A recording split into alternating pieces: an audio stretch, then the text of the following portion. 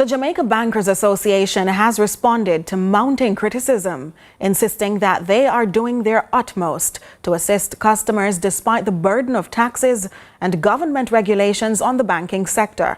With more, here's Brittania Witter.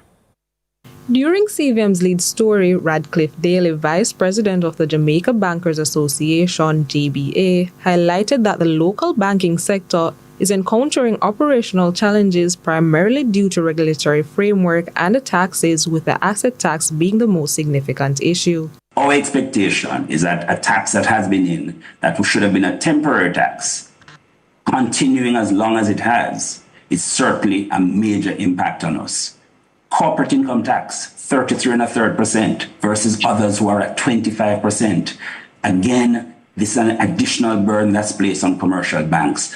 We have issues around fraud, security costs, very high costs that all financial institutions are faced with. Those are things that are impacting how it is we serve and the cost of serving. His response was met with sharp criticism from former State Minister of Finance and a Member of Parliament for South St. Catherine, Fitzjackson, who argued that the battle should be fought with the government, not the consumers. We hear the argument that we cannot improve services because of the cost, and the asset tax is one such cost.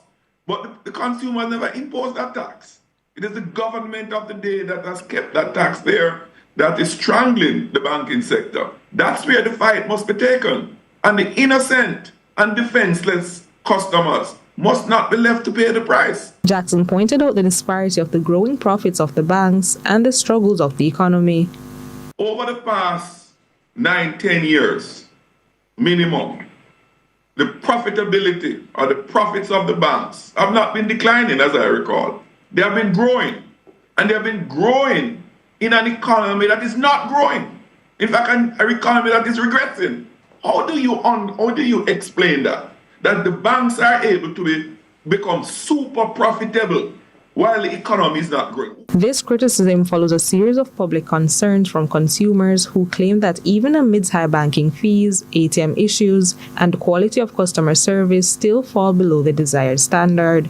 However, Daly argues that it's beneficial for banks to perform well because their success enables them to better support their stakeholders. How it is we have been operating, one, in terms of improving our efficiency, two, in looking at how it is how our assets are utilized, how it is we lend, how we manage delinquency. So a number of things would have come into play, Mr. Jackson, that certainly would have improved our performance as institutions. Yes, there are other things, and we have invested in a lot of equipment to remove manual processes, again improving efficiency. So there's that constant work that financial institutions are doing to improve profitability. And guess what? We have shareholders, and those shareholders, those investors are seeking returns, and our responsibility is to make sure that we are maximizing returns for them whilst providing consumers with the best return possible. Brittania Witter, CVM News.